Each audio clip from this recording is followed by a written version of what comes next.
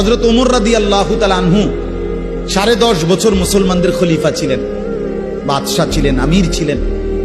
10.5 বছর তিনি মসজিদে ইমামতি করতেন, নবীর মসজিদে।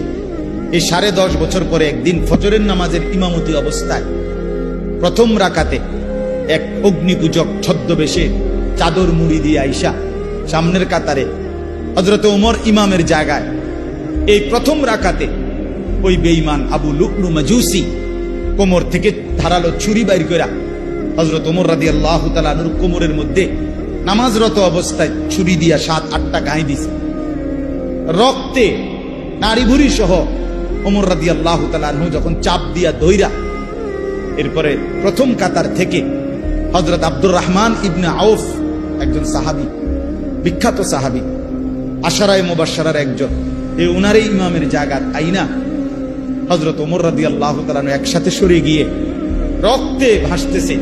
এই অবস্থায় একটা কথাই শুধু বলছে, আব্দুর রহমান, আগে নামাজ শেষ করো, তারপরে আমারে ধৈর।